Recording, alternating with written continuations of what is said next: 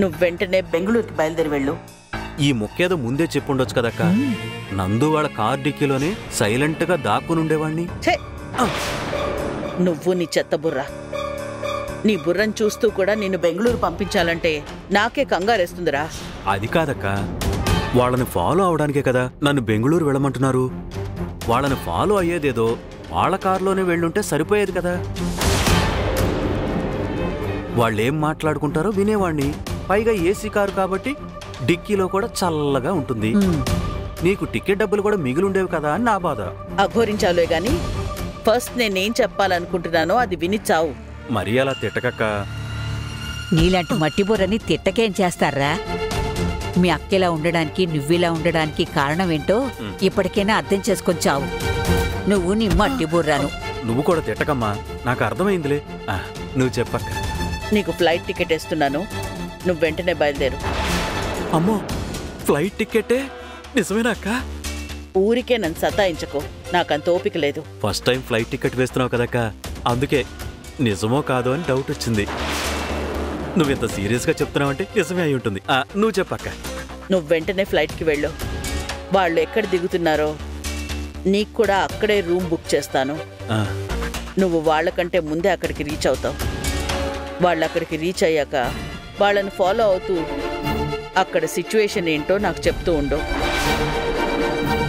ఆ తర్వాత నువ్వు అక్కడ ఏం చేయాలో నేను చెప్తాను. అలాగే అక్క. అలాగే అక్క, నీ ఇక్కడే ఉన్నావేంట్రా? బయలుదేరు. మరి నా ఫ్లైట్ టికెట్ ఏది? రే, అవన్నీ నీ ఫోన్కే వస్తాయి. నువ్వు బయలుదేరు. సరే అక్క. అక్క, నాకు ఫ్లైట్ ఎలా ఎక్కాలో కూడా తెలీదు. నువ్వు కొంచెం వచ్చి ఫ్లైట్ ఎక్కిస్తావా? రే, అవన్నీ నేను నీకు ఫోన్లో చెప్తాను. ముందు నువ్వు బయలుదేరు. ఓకే అక్క, నేను వెళ్ళి బ్యాగ్ సర్దుకుంటాను.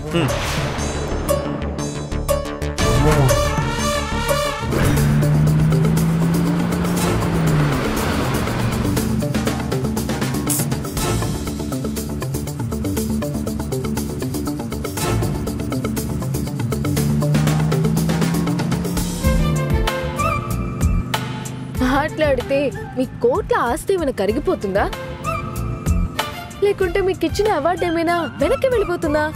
మాట్లాడడానికి టాపిక్ లేకుండా లొడలొడ వాగడం నాకు అలవాట్లేదు.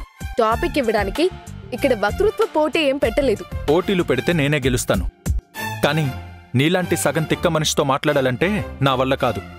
నేను సగం తిక్కైతే మీరు పూర్తి తిక్క. తిక్క శంకరయ్య. నన్నే తిక్క శంకరయ్య అంటావా? నన్ను సగం తిక్క అన్నప్పుడు లేదా? నువ్వు సగం తిక్క కాబట్టే అన్నాను. మీరు పూర్తి తిక్క కాబట్టే నేను తిక్క శంకరయ్య అన్నాను.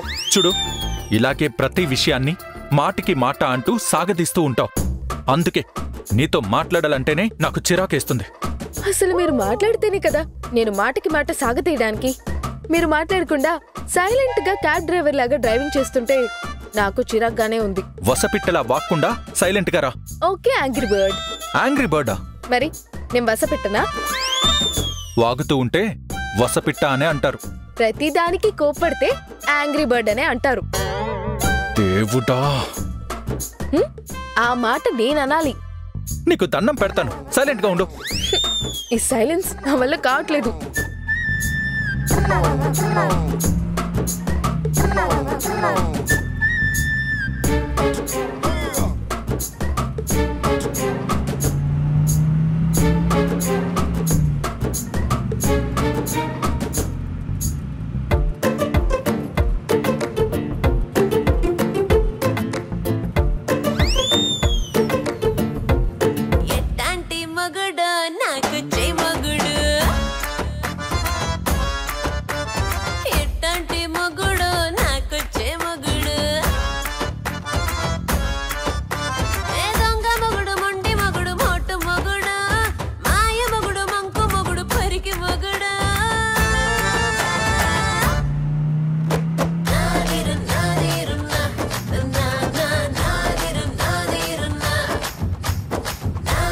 ఆహా, భలే సాంగ్ ప్లే చేశారు. ఆ రేడియో స్టేషన్ నెంబర్ ఉంటే వాళ్ళకి ఫోన్ చేసి ఈ పాటని కొంతమందికి డెడికేట్ చేయమని అడగాలనిపిస్తుంది. ఎందుకు ఆఫ్ చేశారు? ఆ పాట వింటుంటే చిరాగ్గా ఉంది. మరి నన్నేం చేయమంటారు? మీరు ఉలుకు పలుకు లేకుండా ఉంటే నాకు చిరాగ్గానే ఉంది. ఇదేం ట్రావెలో నాకు అర్థం కావట్లేదు. అంతా నా కర్మ. ఆ మాట నేను కదా అనాలి. నేను ఉలుకు పలుకు లేకుండా ఎక్కడున్నాను? నేనన్నది ఆ మాట గురించి కాదు, ఆ తర్వాత అన్న మాట గురించి. అంటే నాతో ట్రావెల్ చేయడం మీ కర్మ? ప్రశ్న నువ్వే అడిగి సమాధానం కూడా నువ్వే చెప్పేస్తుంటే ఇంకా నేనేం చెప్పాలి? అంటే నాతో ట్రావెల్ చేయడం మీ కర్మ అని ఫీల్ అవుతున్నారు. అంత కష్టంగా నాతో మీరు ట్రావెల్ చేయక్కర్లేదు. నేను కారు దిగేస్తాను, నన్ను దింపేయండి.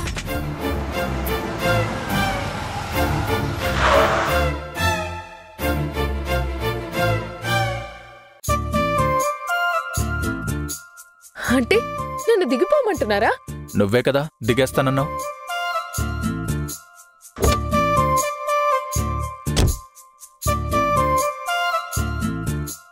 వచ్చి బ్రతిమాలితే తప్ప నేను కారెక్కను. ఆగండి!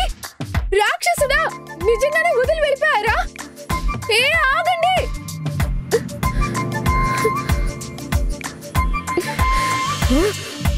మిమ్మల్ని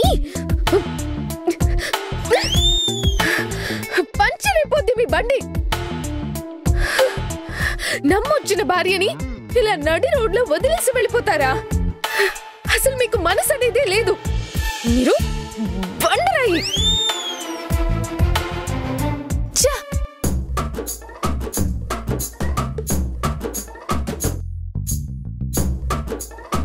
దిగేస్తాను అంటే ఒక్క సెకండ్ కూడా ఆలోచించకుండా దింపేస్తారా? వెళ్ళని, ఎక్కడికి వెళ్తారో వెళ్ళని. నేను ఇక్కడే కూర్చుంటాను. చచ్చినట్టు తిరిగి వస్తారు. వచ్చాక మాత్రం వదిలిపెట్టను.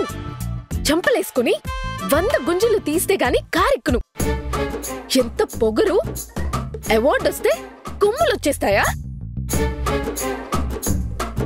ఎంతటి కొమ్ములు తిరిగిన వాడివైనా మొగుడువి. నీ కొమ్ములు నేను విరుస్తా.